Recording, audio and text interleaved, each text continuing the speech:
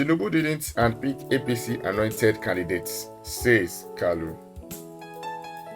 One of the favored candidates of the ruling All Progressive Congress for the post of Deputy Speaker in House of Representatives, Benjamin Kalu, has denied they were handpicked by the camp of the President-elect Bola Tinubu. This was even as Kalu, who is the chairman, House Committee on Media and Public Affairs, promised to accept defeat and return to the floor of the chamber if he loses at the election. His rebuttal is coming in the wake of allegations of nepotism by aggrieved aspirants who also have their eyes fixated on the seat of Speaker in the 10th National Assembly. This one is coming that Tinubu did not handpick, and there was some speculations that some people are the favored sons of the President-elect Bola Tinubu and the party. But yeah, there's another twist that Tinubu did not handpick anybody about the after context. The group of 7 aggrieved aspirants in the race for the speakership, otherwise known as G7, believed that Kalu was among the few unpopular candidates favored by both the party and the president-elect for the leadership of the two chambers. Reacting to the allegation, the Abia State lawmaker who featured in Politics Today debunked the claims, saying Tinubu neither handpicked them nor made any demand of them. He said the president-elect and vice president-elect are also among major stakeholders of the party too.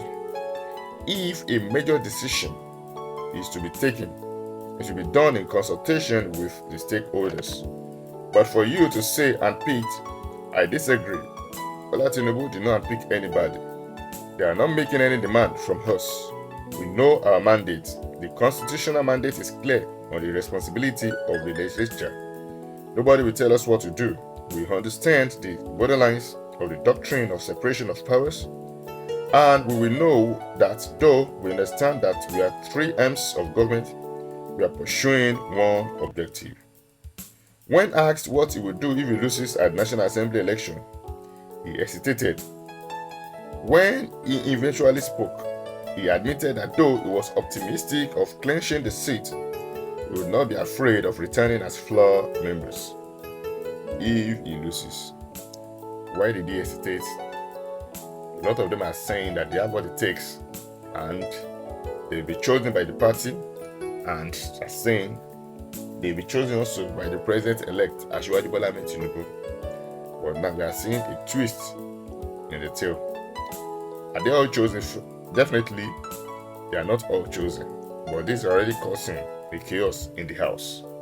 But some people are already creating factions, and they are being supported by the party, and they are also being supported by the president-elect Bola Tinubu. Anyway, we await the election, and we also await the winner.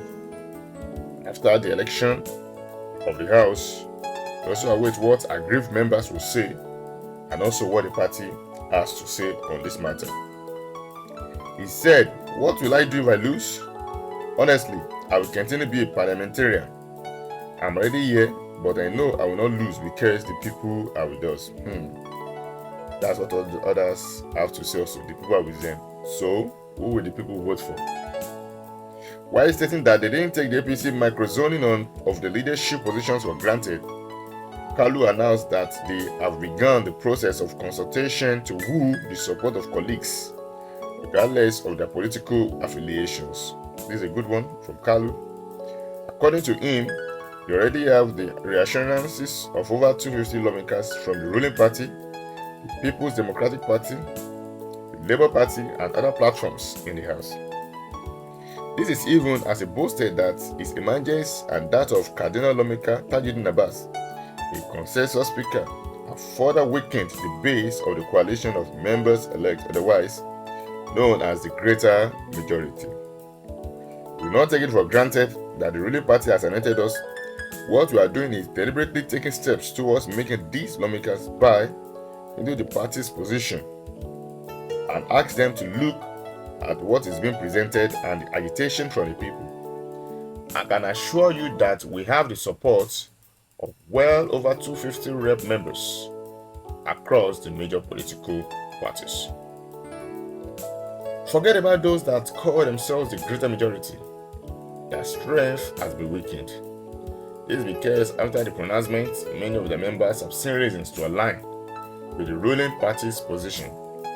I can assure you that in the next coming days, we'll be witnessing the effects of the negotiations that we are having.